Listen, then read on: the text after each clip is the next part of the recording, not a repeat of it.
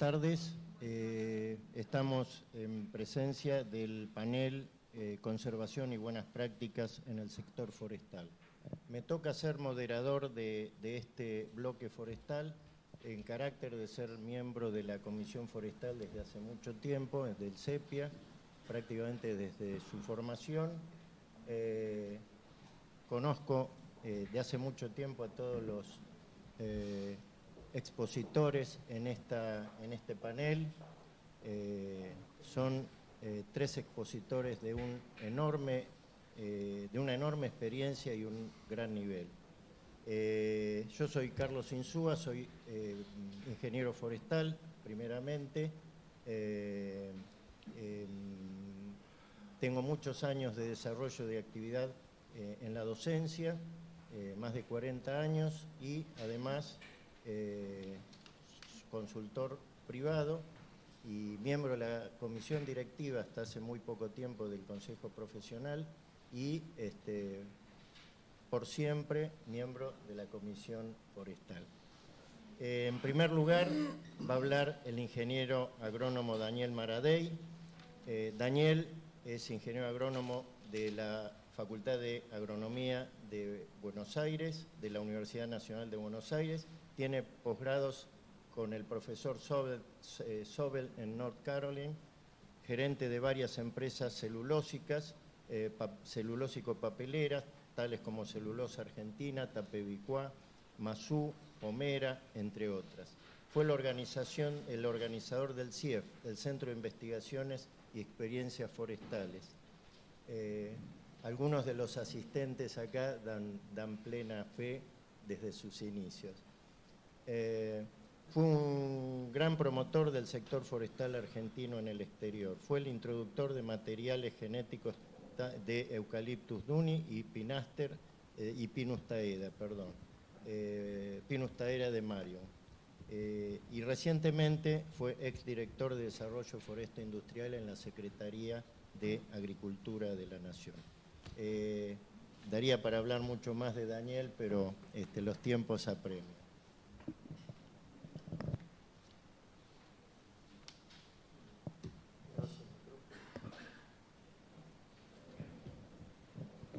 Muchas gracias, Carlos.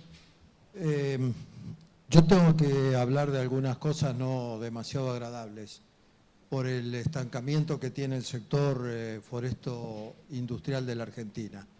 Pero es solamente para que se mantengan un ratito despiertos y después los puedan escuchar a ellos, que van a ser la parte interesante de del grupo este. Cuando nosotros empezamos, nuestra generación empezó en el sector, se hablaba en los años 60-70 que el desarrollo del sector foresto industrial a nivel mundial iba a estar focalizado en el triángulo ABC por Argentina, Brasil y Chile, pero además en ese orden. O sea, comenzando por Argentina. La verdad que pasaron cerca de 50 años y la realidad es algo totalmente distinto. Fíjense ustedes, Brasil empezó en el año 65 con 500.000 hectáreas y hoy está con 10.250.000 hectáreas. Si tomamos las producciones de celulosa, que es perdón, te doy la espalda, pero que es uno de los factores preponderantes dentro del desarrollo de los sectores forestales, Brasil empezó en el año 95 con 5 millones de toneladas de producción de celulosa y hoy está en 24 millones. En Chile pasó algo parecido, empezaron con nada más que 700.000 hectáreas. En el año 78, hoy está con un poco más de 2 millones de hectáreas. En la producción de celulosa, con esa poca superficie, poca comparada con el resto de los países, comenzaron con 435.000 toneladas y hoy están, una menos, hoy están produciendo ni más ni menos que 5 millones de toneladas de pasta. Uruguay es más notable todavía la diferencia con nosotros porque en el año 70 solamente había montes de reparo. En el año 80 hicimos algunos proyectos grandes de forestación, pero la ley de promoción tomada de la 25.080 empezó a funcionar en el año 92 cuando ya solamente tenían 40.000 hectáreas. Hoy están prácticamente con la misma superficie que la Argentina, un poco más de 1 millón. En celulosa, en el año 2000 solamente producían 30.000 toneladas de pasta. En el 2007 arranca Botnia o UPM1 y ahí pasan a 1.300.000. En el 14 arranca Montes del Plata, pegan el salto a 2.800.000 y con UPM2 hoy están en 3.800.000, pero van a llegar a cerca de 5 millones de toneladas, casi como Chile. ¿Qué pasó con la Argentina? Bueno, lo primero, ustedes verán un montón de años faltantes porque no tenemos estadísticas. Pero la realidad que ahora sí, en la Dirección Nacional hay muy buena información satelital y podemos decir concretamente que tenemos 1.270.000 hectáreas forestadas, útiles para la industria. Hace rato que venimos diciendo que tenemos más de 1 millón de hectáreas. Y con celulosa es peor todavía el tema porque la Asociación de Fabricantes de Celulosa y Papel no tiene estadísticas. Gracias a algunos compañeros y información de FAO podemos llegar a hacer esta curva y vemos que Argentina hoy está produciendo 700.000 toneladas de pasta. Pero si hacemos la comparación con la región, como veíamos recién, la situación es lamentable. Ustedes fíjense, Argentina con 1.270.000 hectáreas produce 700.000 toneladas de pasta. Fíjense, Uruguay prácticamente con un poquito menos de superficie produce 5 millones de toneladas. Y Chile con el doble de superficie forestada produce 7 veces más pasta que nosotros. Brasil no vale ni la pena hablar porque juegan en otra categoría. Con las exportaciones pasa lo mismo. Con esa misma superficie nosotros estamos exportando 500 millones de dólares y Chile exporta 2.000 millones de dólares. Y Chile exporta 6.000 millones contra los 12.000 millones de Brasil. Pero, digo, además de esta frustración en lo que hace al desarrollo del sector, tenemos otro problema, que tenemos una imagen pésima como sector. Bueno, les decía, ¿por qué ponemos el ejemplo de celulosa? Porque es el motor del sector. ¿Por qué no se desarrolló en la Argentina? Esto da para otro seminario, pero podrá ser porque somos poco serios, porque no tenemos mucha seguridad jurídica, porque tuvimos un puente internacional cortado durante años, porque tuvimos ley de tierras, porque tenemos EPA, por lo que ustedes quieran. Pero digo, además de todas estas frustraciones, tenemos una imagen como sector mala. Entonces, nos haríamos estas preguntas como profesionales. ¿Somos parte del problema? ¿O podemos contribuir a cambiar esto tanto en lo que hace a la producción como a la mala imagen? Lo primero que tenemos que reconocer es que tenemos una mochila muy pesada, que hemos hecho bastantes macanas en el pasado, que tenemos que reconocer esos errores, aprender de ellos y tratar de producir el cambio. ¿Por qué se han hecho? Por desconocimiento, por intereses económicos, pero la realidad es que se han cometido errores muy groseros que han impactado en biodiversidad, en erosión, en falta de producción, en emisiones. Entonces, hay algunos en los cuales los profesionales tenemos oportunidades de mejora. Por ejemplo, con los desmontes. La Secretaría de Ambiente de la Nación que es la responsable de que se preserven los bosques nativos, hizo un informe que desde el año 98 al 18 se perdieron 6 millones de hectáreas. O sea, fíjense la pérdida que hubo en estos años. Esto lo dice la Secretaría de Ambiente, no Maradei. Es la misma Secretaría que recibió más de 60 millones de dólares por la preservación del monte nativo. Esto siempre se habla de lo de Monte Chaco, Formosa. Bueno, les traigo, no se ve mucho, pero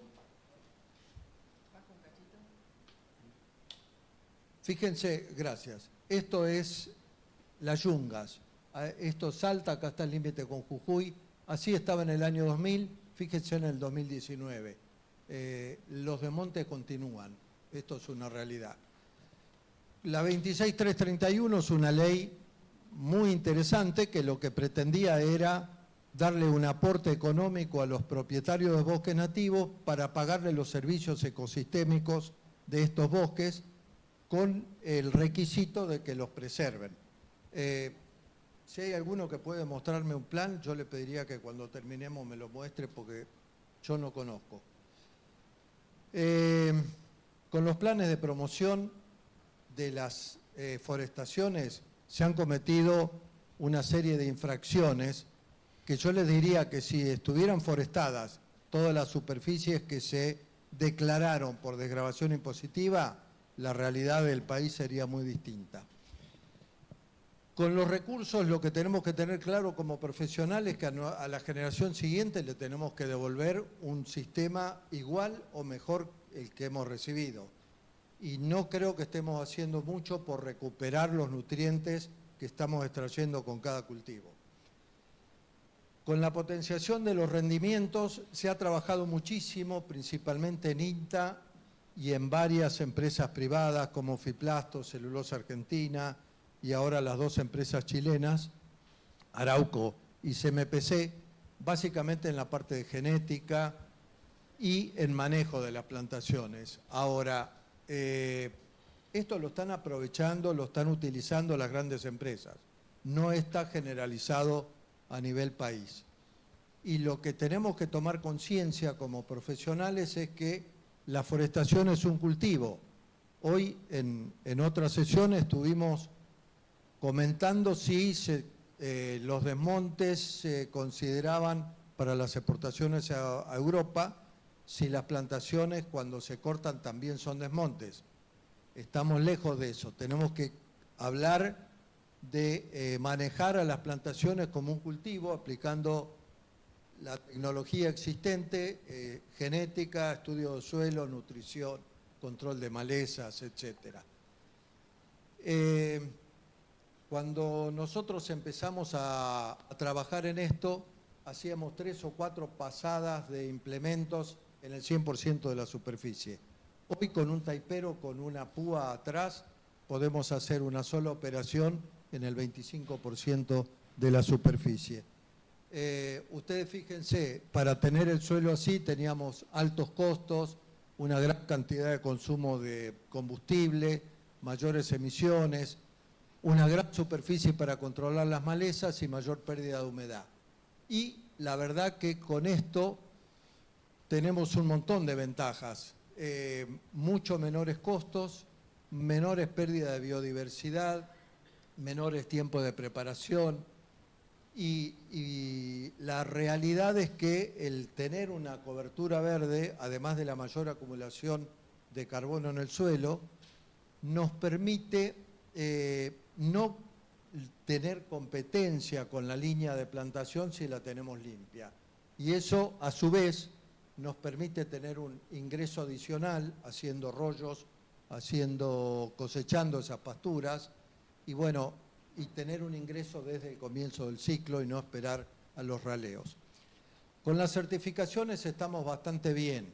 El tema es que lo tenemos concentrado a los sistemas de certificación en lo que es Mesopotamia y Chaco y Formosa, nada más. Pero fíjense que entre las dos certificadoras, el 58% de las plantaciones del país están cubiertas.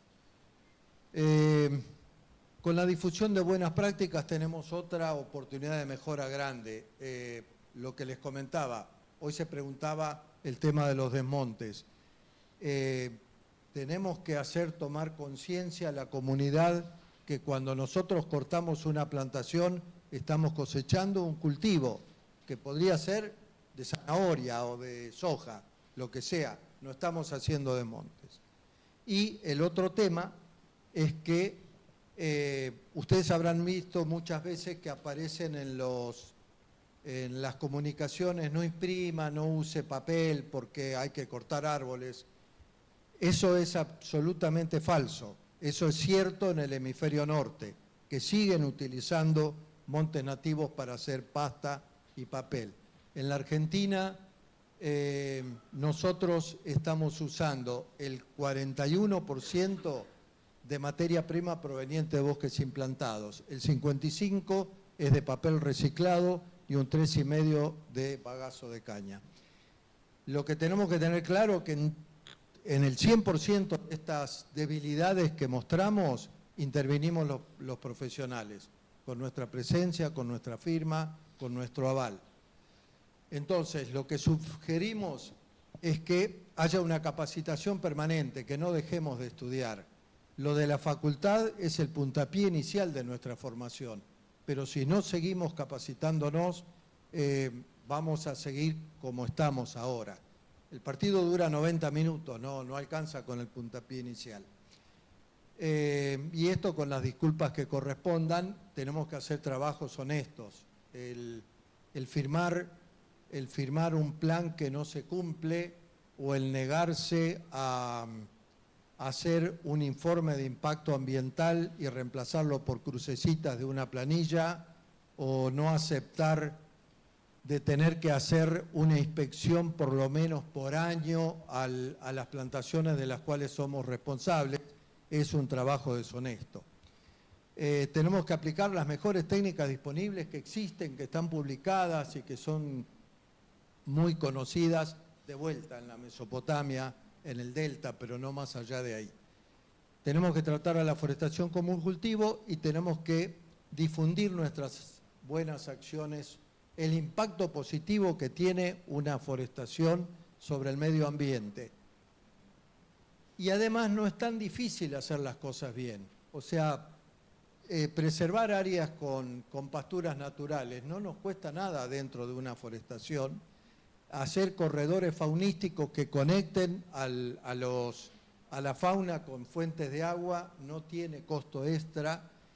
Y además, mantener las áreas de alto valor de conservación no impactan económicamente en el resultado de una forestación. Esto es solamente una demostración de que los pinos pueden convivir con la vegetación natural. Y esto lo digo expresamente porque en las propiedades de una empresa para la que trabajé, alrededor del Parque Nacional El Palmar, hicimos un terrible desmonte de todas las palmeras porque iban a competir con el cultivo. Ahí les puedo demostrar que no compiten, pueden convivir, no se pelean. Entonces, la idea es que seamos artífices de ese cambio, que dejemos de ser el vagón de cola del sector forestal a nivel regional y que logremos de alguna vez por todas de dejar de hablar de que la Argentina es un país con potencial forestal y que realmente lo convirtamos en una potencia forestal. Acá les dejo la fuente que utilicé para hacer esos gráficos y, habiendo pasado 16 minutos, le recupero los 5 que había perdido el coordinador. Gracias.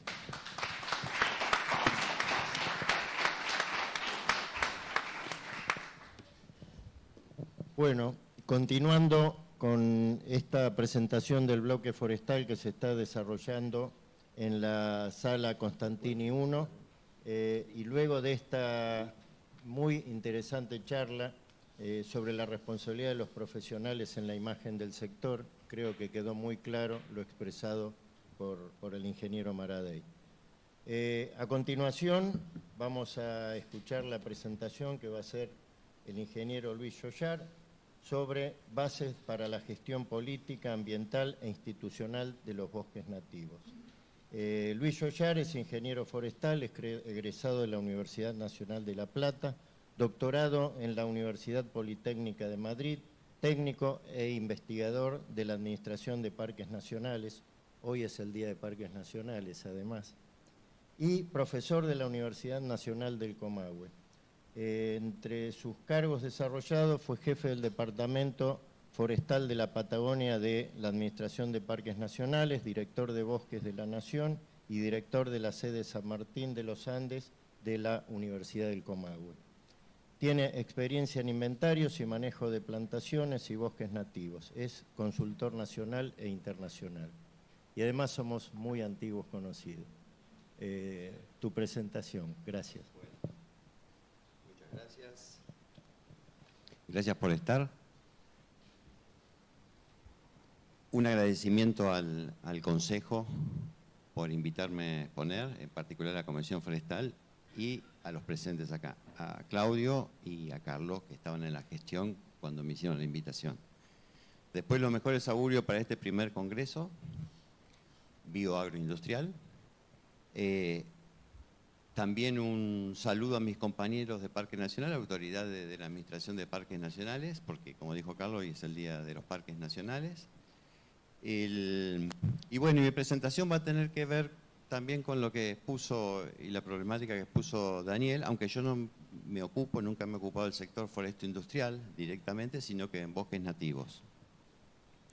Tuve la fortuna de tener mi formación profesional pateando el monte, tanto en inventarios de bosque nativo y sí de plantaciones y gestionando planes de manejo.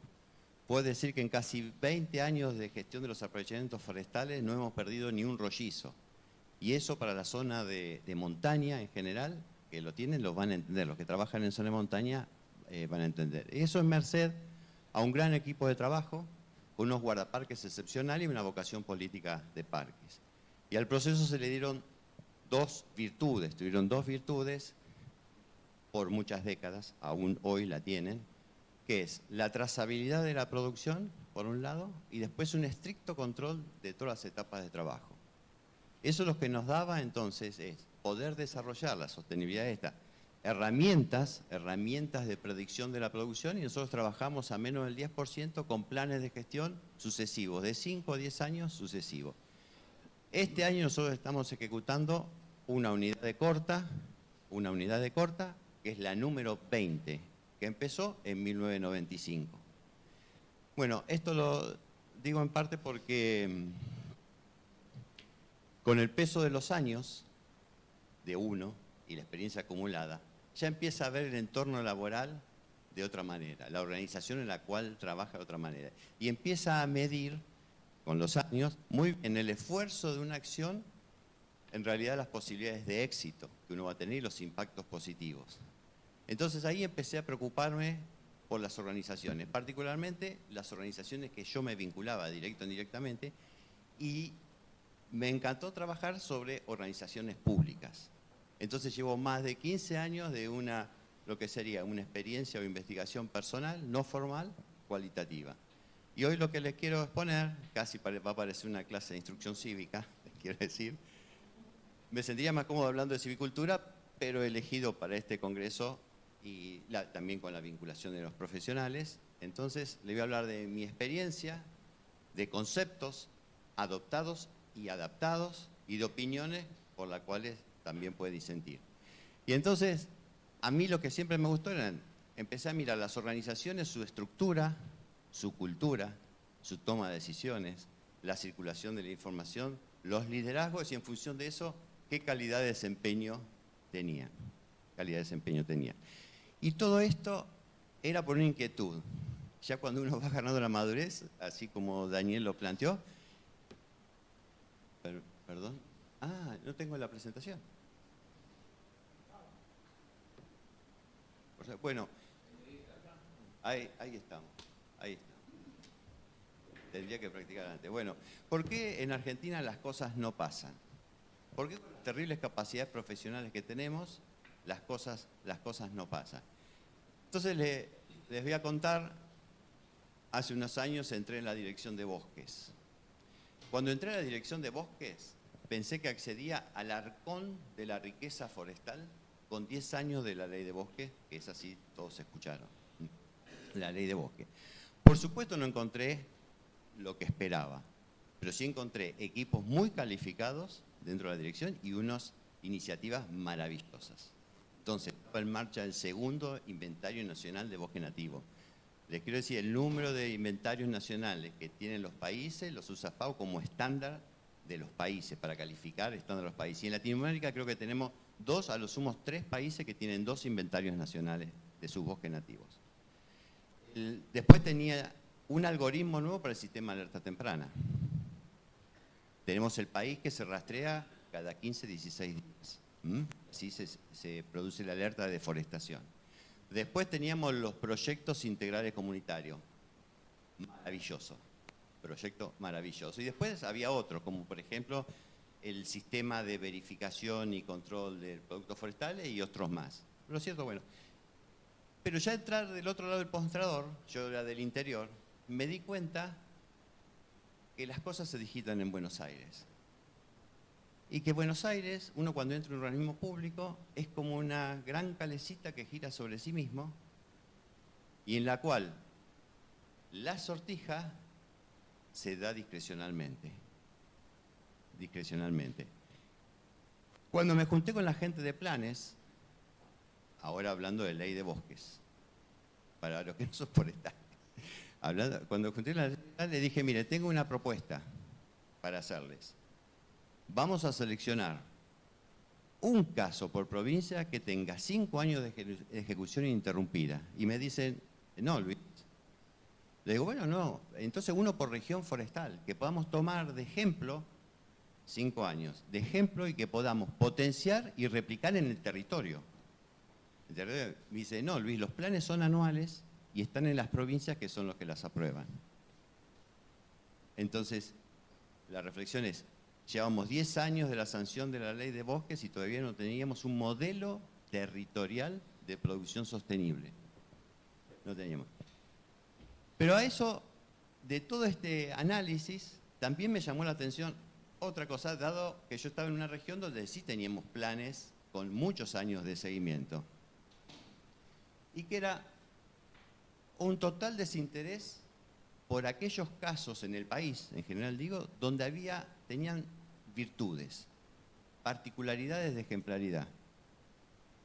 No había interés absoluto, no tenemos interés absoluto en saber cuáles fueron los factores de éxito, cuáles fueron los factores de sostenibilidad, qué barreras superaron.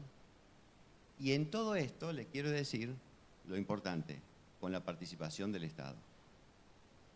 Toda mi charla y toda mi preocupación es que no quiero hablar de un propietario, no quiero hablar de una empresa, quiero hablar de todos los propietarios, todas las empresas y de un territorio, modelos territoriales. Entonces, no sé, les estaba diciendo, bueno, ¿por qué las cosas que sí tienen valor no nos interesan? Y esto tiene, del análisis que los voy llevando de a poquito a donde quiero llegar, tiene 3 raíces o 3 problemas raíces. Uno es la vocación o la voluntad política y la voluntad institucional, y el otro los liderazgos efectivos. Si yo tengo el control de la silvicultura, ¿por qué no puedo promover modelos sostenibles, territoriales? Primero, porque no tengo el poder de decisión, y después porque no tengo las habilidades necesarias para liderar ese proceso. Entonces, ahí arranca no solo el por qué las cosas no pasan, sino por qué hay desinterés por las cosas que pasan. Y lo que yo digo en Argentina es somos una gran mesa de café. Nos pasamos diagnosticando problemas y tirando soluciones. No tenemos la más mínima capacidad de implementar soluciones efectivas a los problemas que denunciamos. Esos problemas están siempre sin jerarquizar. El deberíamos, habría que, es nuestras palabras preferidas. Todo el tiempo tenemos las charlas, tenemos los debates, y es deberíamos, habría que. Entonces, no sé si la partición que tenemos en el sector forestal complica o no complica mucho lo que yo estoy presentando. Lo que sí les digo, tenemos un sector de foresto-industria que habla de producción. Acá está. Tenemos a uno de los mejores exponentes tenemos para hablar de producción del sector de foresto-industria. Y lo que a mí me preocupa cuando pasamos al otro sector, al de bosque nativo, veo una creciente discusiones sobre la protección de los bosques para garantizar los servicios ambientales no tangibles para el turismo y la recreación de las sociedades urbanas. Eso, ¿saben qué es? Es ir por el trabajo más fácil, por la línea de trabajo más. Eso es más fácil que decir, quiero desarrollar un modelo territorial de producción con la gente. Con la gente. Bueno, entramos entonces en el primer concepto casero. Van a encontrar de gestión ambiental o de gestión ambiental, después lo pueden transformar a cualquier recurso natural, un montón de definiciones. Lo que sí, la palabra gestión define llevar a cabo, ejecutar algo que previamente fue planificado. Eso es gestionar. Entonces, si yo quiero gestionar un bosque, antes tengo que tener el plan que me dice las líneas de acción de la gestión. Si quiero irme a vivir a Italia y necesito el pasaporte, contrato un gestor. Lo digo esto porque lo vi en la televisión ahora, frecuente. Es así. Pero hay otra definición que muchos van a encontrar y que tiene un particular interés para mí, que es un enfoque de empresa o de organización. Entonces, este enfoque de empresa y organización contempla absolutamente todo, ante la estructura de actuación y la planificación, dentro de lo que se considera gestión ambiental. Pero esto tranquilamente es para cualquier empresa que produce bienes o da un servicio, cualquiera. Entonces, si tengo una empresa de urbanismo y arquitectura, va a tener su área de gestión ambiental. Entonces, lo que va a hacer el área de gestión ambiental es velar por el menor impacto y las medidas remediales para reducirlo. Hoy, que se llama huella de carbono, si quieren llamarlo. Entonces van a construir y van a medir absolutamente todo y va a tener esa área que se llama en las empresas, Daniel debe saber más, se llama área, dirección, gerencia o área de sustentabilidad, la suelen llamar así. ¿Y por qué me interesa? Porque yo quiero ver la definición anterior de la gestión ambiental con un actor principal que no puede estar ausente. Y ese actor no habló, Daniel. Justo el actor que no habló, yo voy a enfatizarlo. Y que tiene un rol fundamental que es indelegable. Y ese actor es el Estado. ¿Y por qué? ¿Cuál es el rol que tiene indelegable? El Estado debe promover el desarrollo sostenible. La palabra desarrollo tiene distintos enfoques. Entonces yo puedo desarrollar un producto, puedo desarrollar un algoritmo, puedo desarrollar un modelo. O lo puedo aplicar también para un sector en particular. Desarrollo del sector forestal, desarrollo del sector agrícola, ganadero, frutícola, energético. Pero hay un enfoque que los engloba a todos juntos y que es la satisfacción social y económica de las sociedades. Entonces yo también acuñé una definición propia muy ágil respecto a todas las demás. Considero el desarrollo, si quieren sustentable o sostenible, como el estado de bienestar sostenible de las sociedades. Estado de bienestar sostenible de las sociedades. Y esto tiene varios principios implícitos. El primero es que si voy a garantizar el bienestar actual de las sociedades satisfaciendo sus necesidades, para que sea sostenible debo pensar cómo voy a satisfacer las necesidades de las generaciones futuras. Brundtland, 1987, Comisión de Medio Ambiente. Cuando se tradujo ese primer discurso, el desarrollo sustentable se tradujo como desarrollo duradero. Desarrollo duradero. Hoy somos 8.000 millones de personas en el planeta. Según el crecimiento que tuvimos los últimos 10 años, para 2050 vamos a superar los 10.000 millones de personas. FAO dijo, va a haber un incremento sustancial de acá al 2050 de la demanda de bienes y servicios de los bosques. Entonces, pensar en las generaciones actuales y las generaciones futuras. Faltan 5, no, si no voy ni por... Bueno, entonces, la pregunta es ¿cómo estamos enfrentando esto en la Argentina? Y del sector forestal, si no satisfacemos todavía las necesidades locales actuales, muy difícil estemos pensando cómo vamos a satisfacer las futuras. Voy a acelerar un poquito y después al final les voy a decir. Bueno, en este escenario lo importante es que desarrollo sostenible y sustentable es redundante. Desarrollo y bienestar sostenible y con todos estos conceptos. Y el último principio que tiene implícito es que todas las acciones para garantizar el bienestar de las sociedades deben ser amigables con el ambiente. Eso es sine qua non. Entonces debemos preservar el ambiente, debemos preservar la biodiversidad porque eso es lo que garantiza la sostenibilidad de las acciones. Bueno, muy bien. Para entender cómo pongo el problema del desarrollo del sector forestal, si quieren, o el desarrollo a secas, entonces en operaciones tenemos un dicho, una máxima importante que dice así: si un problema se puede dibujar, tiene solución. Entonces lo que yo hice en su momento es graficar cómo aparece el Estado participando para promover el desarrollo. Podemos decir el desarrollo del sector forestal. Entonces acá tenemos dos componentes, política pública y legislación. Solamente me anticipo para decir que la legislación es un instrumento de política pública, pero está separado por el orígenes que les voy a explicar a continuación.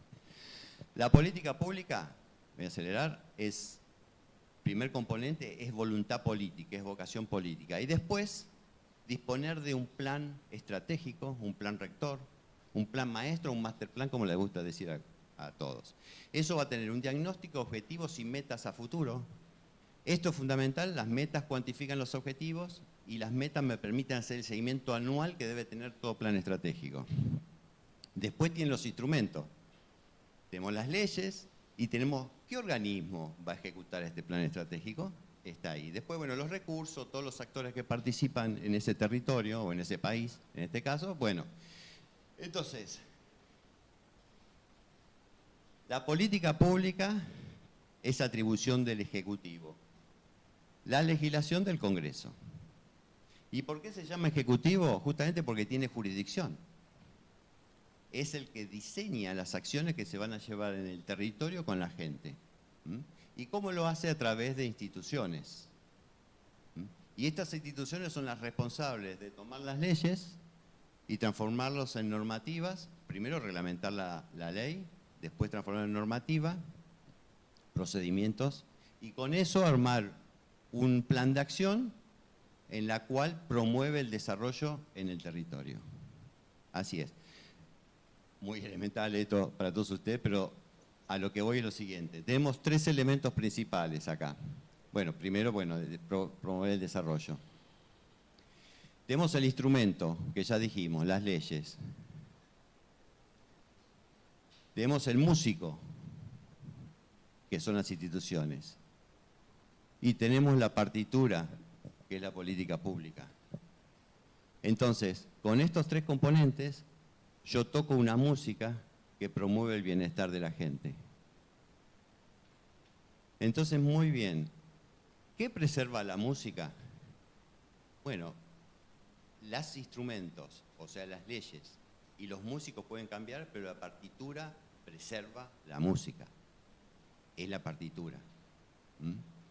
Entonces, ustedes podrán decir, bueno, pero las leyes desentonan, el instrumento desentona, hay que afilarlo. O otros podrán decir, bueno, las instituciones no saben tocar el instrumento. Hay una tercera opción que es la peor de todas. Están improvisando la música porque no tienen partitura. Entonces, cuando digo, ¿dónde está el problema para promover el desarrollo del sector forestal? ¿Dónde está el problema? es muy común que nosotros empecemos a discutir, nosotros los forestales, empecemos a discutir la falta de políticas públicas o la ambigüedad de alguna iniciativa política, una cosa así, y a los minutos terminamos discutiendo las leyes. Es minuto, y esto pasa en todo, hasta disertaciones. Disertaciones. Empezamos políticas públicas y terminamos con eso, con las leyes. ¿Qué leyes tenemos? ¿Qué tenemos? ¿Qué problemas hay? ¿Por qué no pagan al productor? Si ese fuera nuestro problema, quiere decir que teniendo la ley de bosques, desaparecen los desmontes o las deforestaciones. Si tenemos la ley de promoción forestal, vamos a forestar, que no lo dijiste, Daniel, 1 millón de hectáreas al 2030. Si tenemos la ley de glaciares, los glaciares van a estar preservados de la actividad minera. No es así. Podemos decir, alguien puede decir, los desmontes disminuyeron después de la sanción de la ley de bosque. Ese fue la autoridad de aplicación, o sea, el músico, aplicando el instrumento. No es la ley, es el organismo de aplicación. Y ahí es donde me quiero centrar. Bueno, un Estado activo es fundamental, necesita políticas públicas, legislación y una organización para implementarla.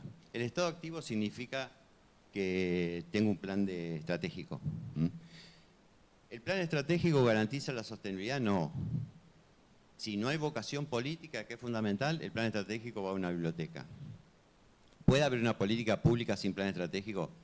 Podría, pero tiene comprometida su sostenibilidad. De hecho, la política de Parque Nacional y Forestal, que tiene 50 años del siglo pasado y algo de este siglo, no está escrito. Ha seguido con vocación política y después merced a una buena gestión institucional que ha tenido. ¿Qué condiciones deben darse para poder tener una política pública? Entonces, la voluntad o la vocación política es clave. Sin esto no hay forma de avanzar. Sin esto no hay forma de avanzar. Después la voluntad institucional, que es la autoridad de aplicación. ¿Dónde se va a aplicar? ¿Dónde se va a ejecutar? Luego los liderazgos. Y en menor orden de importancia, leyes y normas, presupuesto y por supuesto el plan, ¿no? El plan de acción que voy a tener. ¿Cuánto me estoy pasando? Muy bien. En esto, entonces, fíjense, voluntad, organización, liderazgo y dinero. Y lo pongo en orden de importancia. Este es el orden de importancia. El dinero no, como dice inclusive un amigo, el dinero no es lo más importante. Lo cierto es que si hay voluntad, organización y liderazgo, el dinero va a aparecer. El dinero aparece. Pero lo que nos pasa a nosotros, que no tenemos eso y aparece el dinero. Y esos son los casos de los aportes de donantes. Es muy usual que aparezcan un montón de dinero, que de hecho ahora tenemos, de fondos como el Banco Mundial, el BID, el BIRF, el Naciones Unidas, o cooperación internacional, también, agencias internacionales. Entonces, lo que les voy a sintetizar de los problemas que son parte de problemas del sector. Entonces, cuando aparece ese fondo de dinero, les voy a decir la secuencia de lo que pasa, aunque yo nunca estuve en esta cocina, en este lado del mostrador. Siempre estuve en las consecuencias de esto que les voy a contar. Así que no me importa si es así exactamente o tiene algún desvío, pero lo que sí les voy a decir, las consecuencias son las mismas. Entonces, esto lo primero que tiene, por la desconfianza que tienen los donantes internacionales en los países de Latinoamérica, es burocracia. Los controles crecen por la mala experiencia que han tenido con los países, en este caso de Latinoamérica. Entonces, lo que son muy complejos de administrar, y necesitan una administración particular, que sea ágil. Que en realidad nunca es ágil porque todos los fondos, no sé si a ustedes, alguno conoce alguno, pero de todos los que yo conozco, todos están subejecutados o fueron subejecutados. Siempre tuvieron que pedir por lo menos 2 periodos de prórroga para su ejecución. Y por supuesto, el desafío es que llegue con simpleza al territorio. Nosotros que somos del interior, nunca nos llega con simpleza. Es más, no nos llega. ¿quién está? Yo siempre estoy esperando que alguien me baje una línea para decirme cómo puedo mejorar las actividades de gestión forestal, de gestión. Pero no llegan. Lo cierto es que esto es así. Por una voluntad política del país, ahí hay voluntad política, se hacen acuerdos y se consiguen donaciones o aportes no reintegrables, vamos a llamarlo así, de donantes. Entonces, una vez que se firma el acuerdo y se hace, el país lo que hace es designa un área de aplicación, una autoridad de aplicación. Cuando designa la autoridad de aplicación, pasa a designar al gerente o al director que va a comandar la aplicación de esos fondos. Ahí, a partir de ese momento, ese señor o señora se transforma en Pato Macpato, o Rico Macpato, como le decía, me gusta decir así. Entonces, esa persona conforma una unidad ejecutora, la rellena, puede haber todas contrataciones, después puede haber alguna migración del propio ministerio y arman la hoja de ruta. Esas unidades ejecutoras, ¿en qué lugar del país están? En la Calecita. Están en la Calecita. Entonces les voy a contar una anécdota, aunque me voy a pasar un poquito de tiempo, pero que es de este año. Me invitaron a participar de un curso que son soluciones de mitigación de cambio climático basado en bosques, ordenación forestal. Y en una de las presentaciones estaba la gente de Chile, eran todos chilenos menos yo, la gente de Chile que representaba la unidad ejecutora del Fondo Verde del Clima, porque Chile y Argentina recibimos nosotros por el bienio de mitigación 14-16, creo, 14-16, recibimos fondos de Naciones Unidas, se llaman Fondos Verdes del Clima. Entonces aplican. Entonces viene para explicarnos cómo estaban trabajando con el componente incendios. Entonces explica que tienen una X cantidad de proyectos que se aplican en 15.000 hectáreas de la zona central de Chile. Entonces fueron explicando las dos personas y yo tenía un montón de preguntas, habida cuenta de lo que les estoy contando ahora.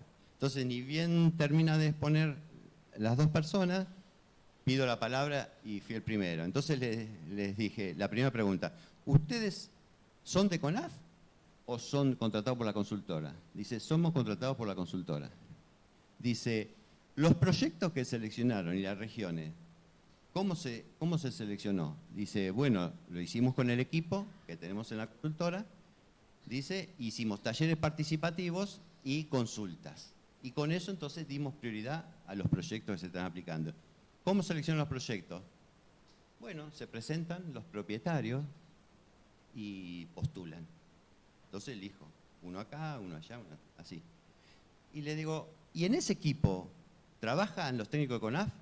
CONAF debe aprobar todos nuestros informes. Le digo, sí entiendo eso, pero lo que digo es, ¿en el equipo están los técnicos de CONAF? Entonces dice, no directamente, no directamente. Desde que yo dejé de preguntar, se armó una batahola impresionante. Primero, había entre los 30 chilenos que estaban asistiendo al curso, había 2 de la zona central de CONAF. Los 2 dijeron, ¿cómo puede ser? Nosotros no nos enteramos, primero, de los talleres participativos y recién nos estamos enterando de los proyectos que están aplicando los propietarios de nuestra zona. Dice, nosotros no tenemos ningún papel en la delegación. Punto 1. ¿Y cómo hicieron la convocatoria de proyectos? ¿Cómo seleccionaron a eso? Bueno, estas 2 personas, más de media hora duró la batahola esa. Había más de 3 personas del servicio profesional en la zona central. Es decir, gente del sector privado que hacía el servicio profesional. Entonces, el lío es, ¿cómo hicieron la contratación de personal y la convocatoria si no nos llegó nada, no nos enteramos nada? Bueno, todo eso les quiero para transmitir de lo importante de tener una hoja de ruta y una política pública. Y ahora les voy a pasar rápidamente, que otra vez, bueno, ya termino, ya vamos. Les paso esto y y cierro.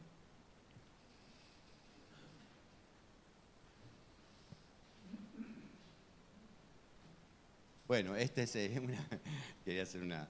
Así se ven, y el divorcio entre la autoridad de aplicación y la unidad ejecutora es uno de los más graves problemas de la efectividad de la aplicación de los fondos.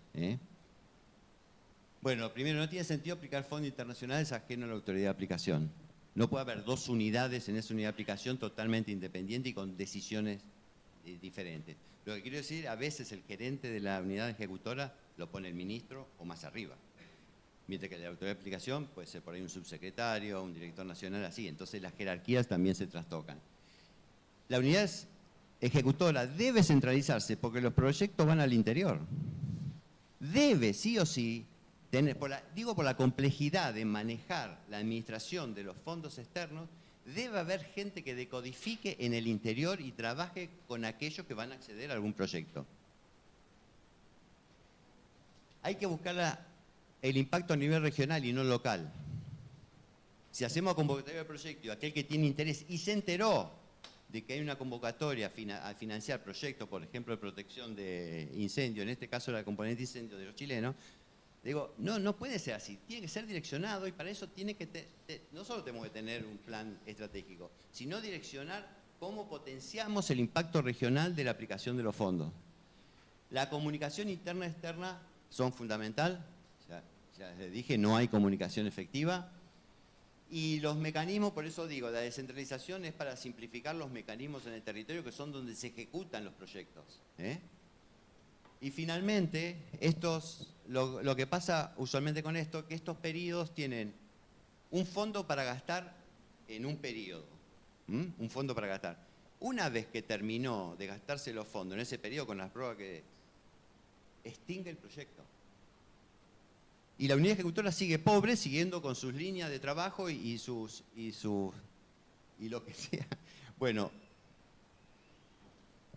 muy bien. Bueno, para terminar les digo, la gestión política, todos los organismos tienen que tener un área de gestión política y un área de gestión técnica. El de gestión política se establece en las políticas públicas y la gestión técnica las diseña y las implementa. Y esto es fundamental. ¿Por qué? Porque tienen que estar coordinados. Entonces nosotros piensen que tenemos ministros, jefe de gabinete, secretarios, subsecretarios, director nacional, director simple, jefe de departamento, jefe de división. Todo eso. Entonces, en algún lugar está el quiebre. Yo tengo mi propia idea de dónde está el quiebre en todos esos niveles. Pero bueno, lo cierto es que esto tiene siempre problemas en Argentina. El primero es la ambigüedad o la falta de políticas públicas. El otro es la desvinculación entre ambos niveles. Si no hay políticas públicas, no hay mayor vinculación que alguna acción o iniciativa. Y siempre con mucho interés político. La politización del nivel técnico es un problema que tenemos en el país hace muchísimos años. Y finalmente, esto para mí es central, lo vuelvo a repetir, la ausencia de liderazgos. Gente con capacidades, con habilidades blandas para conducir. Voy a pasar para... ¿Puedo armar otra...?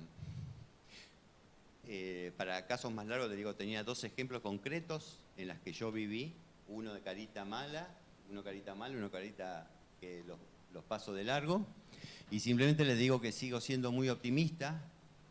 Veo el cuarto de vaso lleno forestal, y lo otro importante es que si queremos completar el vaso, en Argentina tenemos que estar conscientes que vamos a remar en dulce de leche. Y vuelvo a algo al principio para terminar. Cuando les dije, cuando ya era madurito, empecé a medir muy bien las energías de una acción en función de las posibilidades de éxito y de impacto. Eso es mi organización, es mi entorno lo que determina eso. Entonces, hoy ya iniciando mi jubilación, les quiero decir, estoy dispuesto a remar, pero solo si el timonel es mi jefe. Si no está el jefe embarcado, les quiero decir, no remen. Bueno, listo, nada, esto le pongo como ejemplo de las cosas que me interesan y leo todo el tiempo, hace 15 años que estoy en eso, entonces sigo en mi país todos los procesos. Esto salió ahora hace 3 días. Santiago del Estero se consolida en el escenario internacional del desarrollo forestal sostenible. ¿Qué me interesa ver de mi país? No Corea, qué nos aporta Corea, sino digo, ¿qué entienden en Santiago del Estero por desarrollo forestal sostenible? Eso me interesa. ¿Qué acciones van a tomar para eso con Corea? Bueno, listo. Perdón.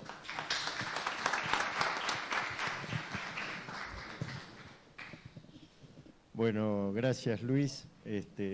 Vamos a retomar.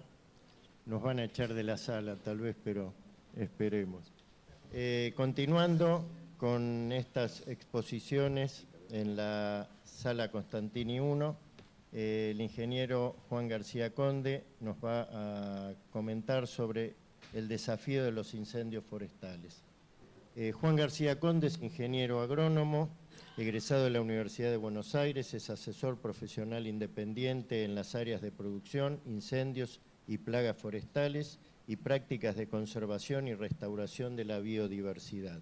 Es coordinador del componente Buenas Prácticas Forestales para el programa Corredor Azul de la Fundación Humedales. Es presidente del Consorcio Delta de Prevención y Lucha contra los Incendios Forestales y es capacitador y evaluador para las distintas competencias de combatientes de incendios forestales. En la actividad privada, además, fue jefe del establecimiento Río Carabelas de la empresa Papel Prensa Sociedad Anónima.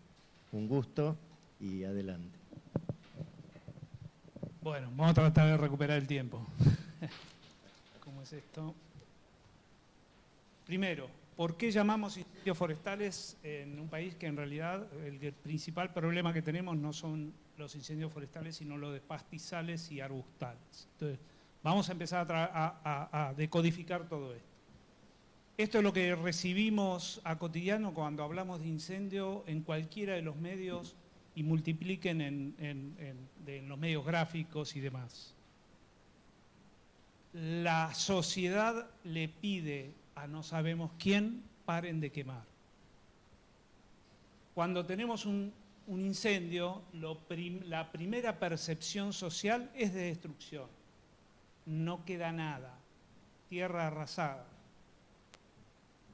La pregunta es si se ajusta eso a la realidad o no.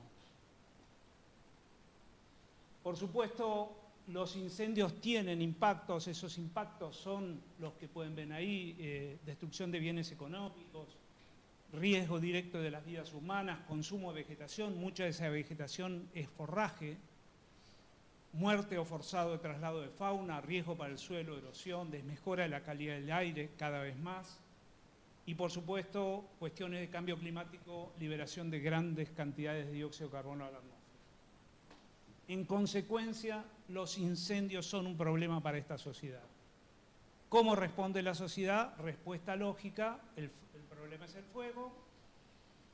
¿Cuál es la solución? Acabamos con el fuego, con lo cual nos encontramos lo que llamamos la paradoja de los incendios en todas partes del mundo.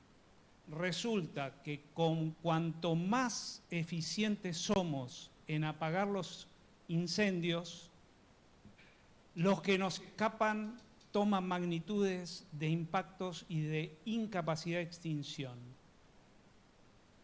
Vamos a avanzar un poquito eso también. ¿Qué es lo que ocurre? Resulta que en el mundo los ambientes han sido modelados antes que aparezcamos nosotros, por supuesto, por el fuego como un factor de disturbio, que gran parte de todas las especies de vegetación y fauna han sido modelados en función de ese disturbio y otros. Resulta que en el mundo tenemos una cantidad de ecosistemas que son sensibles al fuego, pero otra cantidad son dependientes del fuego. ¿Y qué quiero decir dependientes? Necesitan fuego. Esto lo vas a tener que activar vos, no, el anterior. Ahí, bueno, ahí abajo tiene o vos. Tiene un botoncito para... No importa. Sigamos. No, para atrás. Sí, tiene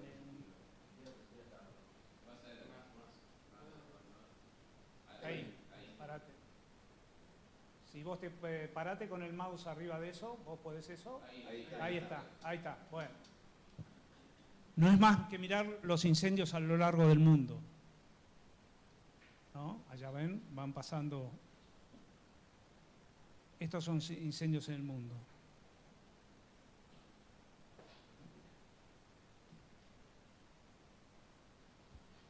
Bien, ahora sí. Por supuesto, lograron notar que hay partes del mundo que no se queman. Por supuesto, está ahí una relación directa, una correlación directa entre los incendios y la presencia de biomasa. Cuando acá, por ejemplo, en los incendios de Corrientes, la imagen de la izquierda de las que nos mostraban los medios, por supuesto, Corrientes es una región principalmente dominada por pastizales. Al año siguiente es la imagen de la derecha y en gran parte esta era la imagen que se presentaba. Por supuesto, el incendio es un disturbio. Vamos a ver después respecto al hecho qué tipos de incendio, con qué periodicidad y demás. Y por supuesto las especies están adaptadas. Gran parte de las especies están adaptadas. Y muchas de ellas no solo están adaptadas, sino que necesitan del disturbio para poder persistir. La cantidad de incendios en la Argentina, no es muy fiable este dato, pero de cualquier manera hay una correlación directa. ¿Cómo es el puntero esta? ¿Cuál es el puntero? El de arriba. Este de acá arriba. El que atraviesa. Si nosotros buscamos estos, por supuesto están asociados a periodos muy secos, ¿no? Los incendios del 2008, el 2020, 2021, 2022. Aunque no lo crean, en el mundo cada vez tenemos menos incendios, lo que uno imaginaría que tenemos más incendios. Sin embargo, por esta cuestión de vamos mejorando en nuestros procesos de extinción, resulta que cada vez tenemos menos incendios. Lo mismo ocurre en Estados Unidos, que llevan muy buenas estadísticas. Pero, sin embargo, la superficie afectada es mayor. ¿Por qué? Porque estamos hablando de biomasa. Lo que no se quema hoy se acumula. En algún momento, el día que se disparó ese incendio, abarcó menor cantidad de incendios con mucha mayor superficie. Entonces, decimos, el hecho de apagar todos esos fueguitos que vamos apagando, en realidad lo que nos están generando son condiciones para esos fuegos o mega incendios o grandes incendios forestales. Entonces, esto podríamos decir nosotros de que en realidad el objetivo no es con acabar los incendios, sino disminuir o disminuir los impactos de los grandes incendios forestales. Y volvemos a esta cuestión, un poco lo que decías vos, la solución está en la gestión de los incendios. El significado de gestión y el significado de manejo, ¿sí? Uno tiene que ver con la mano, el otro tiene que ver, pero conceptualmente es lo mismo. Hablamos muchas veces de gestión, otros hablan de manejo.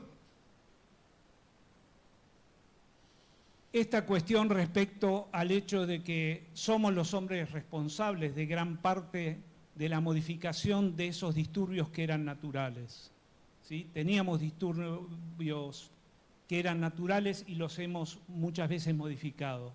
La cuestión es que muchos de ellos de manera deliberada y gran parte por ignorancia, por no saber cómo gestionar. Y entonces esta cuestión, ahora que tenemos a alguien de parques, este concepto de conservar es intangibilidad. Entonces no hay gestión. Producir no significa explotar, por supuesto. Entonces, producir es atender las necesidades humanas. Si no, en realidad, bueno, vamos hacia el camino de la extinción. El no hacer nada no debe ser una cuestión de abandono, sino que en realidad debe ser una decisión el no hacer nada, o la intangibilidad. Y muchas de las cuestiones que nos están pasando respecto al tema de incendios tienen que ver porque el ser urbano ha perdido la relación con el fuego. Hoy vamos, prendemos la hornallita, ni preguntamos de dónde viene ese gas. prendemos. Antes teníamos, no hace tanto, digo, el hombre tenía una relación mucho más directa con el fuego. Todavía en mi infancia se quemaban todos los rastrojos. Entonces, esto del quemar rastrojo está hablando de que había alguien que sabía cómo prendía y cómo apagaba y hasta dónde llegaba. El concepto de ignición es, se prendió, pero ignición no significa incendio. Y entonces puede caer un rayo, puede haber un negligente que prenda, pero la propagación como para que se transforme en un incendio no depende del que prendió. ¿Sí? ¿Queda claro este concepto? Y entonces en esto hay una cuestión de los que andamos el tema fuego, todo lo transformamos en triángulos, no sé por qué. La cuestión es que hay un montón de cuestiones, clima, topografía, etcétera, que no pueden ser modificados por nosotros. Los únicos factores sobre los que podemos interceder son las igniciones, o sea, el factor de quién prende, y el factor de propagación, que depende de la vegetación o de lo que llamamos combustibles. ¿Qué podemos hacer? Primero, si nosotros queremos disminuir la cantidad de igniciones no deseadas, ¿sí? No cuando yo voy y prendo, sino las no deseadas, podemos hacer todas estas cuestiones, campañas de sensibilización, manejar la vegetación como para que en aquellas áreas críticas donde voy a tener un alto impacto no ocurran esas, regulaciones, ordenamiento territorial, grandes cámaras y sistemas satelitales de detección temprana, como se hace en el norte, patrulla de vigilancia con ñandúes, la cuestión de parques, si yo estoy en un momento crítico, cierro la puerta del parque, disminuyo los factores de la probabilidad de igniciones. Todas aquellas que tengan que ver, todas las concesionarias son responsables de sus áreas, no gestionamos, gran parte de las igniciones tienen que ver con las líneas eléctricas, los caminos, las rutas. Está escrito que son responsables de lo que ocurre alrededor. Y por supuesto, ocurre en otras partes del mundo lo que se llama el primer respondiente. Se educa a la sociedad para que sea el primer respondiente hasta que llega Defensa Civil o bomberos. Y la gestión de la propagación, ¿no? Y entonces ahí sí, hay montones de formas de reducción de la cantidad de combustible, y hablamos cantidad de combustible cuando hablamos de vegetación. Silvicultura preventiva, yo hago podas adecuadas, elimino rastreo por debajo, gestión ganadera, construcción de cortafuegos, quemas prescriptas. Principalmente si nosotros dijimos que lo que pretendemos es, no me importa que haya o no me importa, disminuir la cantidad de fuegos pequeños para que no se me transformen en grandes fuegos, no queda otra que disminuir lo que le llamamos la carga de fuego, cantidad de combustible o vegetación. Si no hay combustible, no hay fuego. Ganadería preventiva, el saber y el gestionar la ganadería para que en aquellos sitios donde son críticos, la vaca lo que no come lo pisa. Quemas prescriptas están mal vistas porque son parte muchas veces de los factores porque mal hechas generan incendios. Sin embargo, capacitación en quiénes son aquellos que tienen capacidad como para lo que llamamos fuego técnico. Bueno, espérense. Saber que tenemos que pensar nuestras obras de infraestructura en función de dónde van a ser instaladas. Obras de infraestructura en ecosistemas inflamables, la probabilidad es que, por supuesto, se vean afectadas. No podemos hacer obras de infraestructura de manera independiente por desconocimiento del ambiente que son creadas. Cuando nos vamos a esta cuestión de la ciudad avanzando sobre el medio ambiente, que alguien me cuente cómo podemos hacer si se prende esos fuegos que un bombero salve a algo bajo esta situación, ¿no? La interfaz urbano-rural. Ya está todo inventado, áreas defendibles. En cada lugar de áreas en el mundo desarrollado que están en un ecosistema inflamable, le fijan las pautas que tienen que cumplir para no quemarse. Precioso vivir en el monte, dentro del bosque. ¿Quién te saca si se prende? Hace poquito, el año pasado, se quemó una isla entera en Hawái, la de Maui. Sin embargo, una casa se salvó.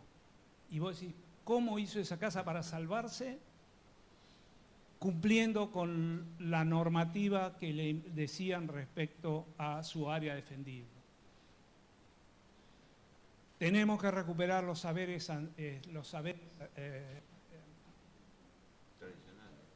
ancestrales.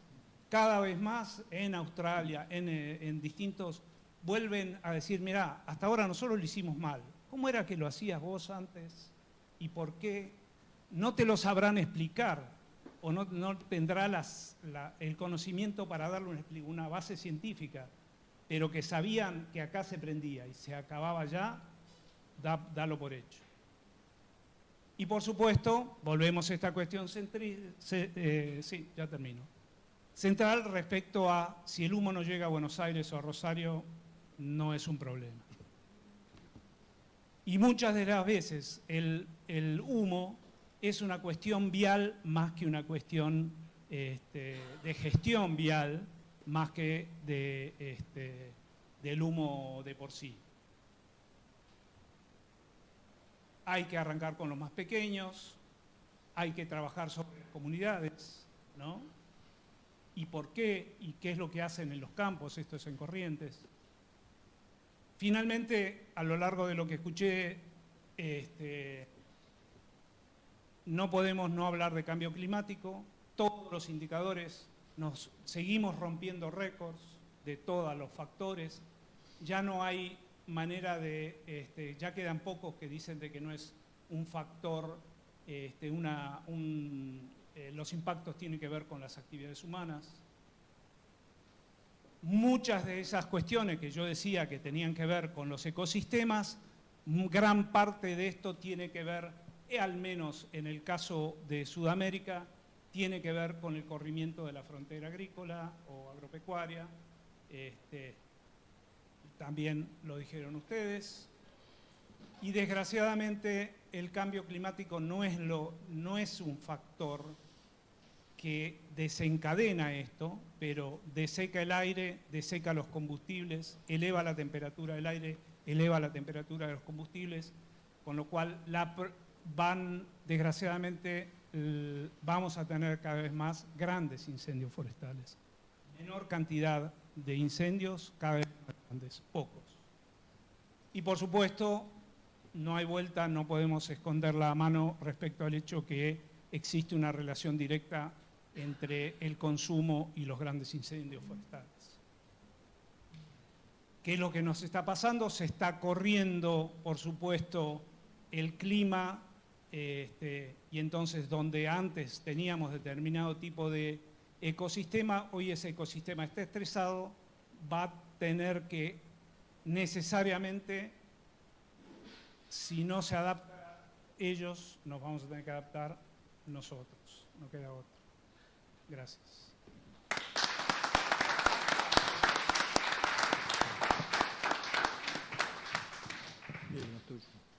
Bueno, ya llegando a la finalización, recordando para los que hacían preguntas que esta es la sala Constantini 1 para que puedan utilizar el código QR. Creo que hay alguna pregunta para hacer.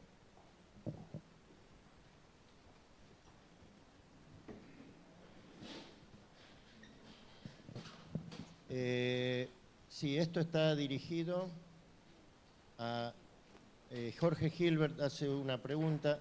¿No considerás al sistema judicial que debe hacer respetar las leyes como algo fundamental? ¿A mí? Reitero la ¿Jorge? pregunta. Sí, reitero. ¿No considerás al sistema judicial que debe hacer respetar las leyes como algo fundamental? De Jorge ¿Está acá, Gilbert. no? Sí. Ah, Jorge. Sí, sí, lo considero. Pero lo que estoy... Y más, él habló de la responsabilidad que tenemos nosotros, propietarios y técnicos, ¿no? Pero sí, pero yo voy por la proactividad que debe tener el Estado en el buen sentido del trabajo, las buenas prácticas y la deficiencia que tenemos en hacer eso así. Pero aparte de no hacer las cosas efectivas, pasa que también se hacen las cosas mal. Y ahí hay que la justicia, pero sí. Y si ponía la justicia, capaz que no terminaba hoy. No, sí. Bueno, está el tema de la penalización, pasar al sistema penal la deforestación, pero no entro ahí. No te dieron tiempo. Bien, no habiendo preguntas nos ponemos un poquito en horario. En nombre de la Comisión Forestal y en nombre de los expositores, que también son miembros de la Comisión Forestal, agradecer la presencia. Y como verán, el tema forestal es muy extenso, podríamos llegar a hacer un congreso exclusivamente de la actividad forestal, pero por lo menos con esto tratamos de motivar inquietudes sobre 3 aspectos fundamentales. Los bosques implantados, que como bien dijo Daniel, para eso están y para generar bienes de cierta manera en la manera sostenible. Los bosques nativos, cómo gestionarlos, tan importantes, donde hablamos mucho y tal vez no siempre tenemos todos los resultados, y un aspecto fundamental de lo que es la protección de bosques, como expuso Juan. A disposición para todas las dudas que surjan. En el Consejo Profesional siempre estamos tratando de generar capacitaciones para los profesionales en el área del sector forestal. Muy agradecidos y seguiremos bregando por lo que estamos convencidos que tenemos que seguir adelante. Muchas gracias.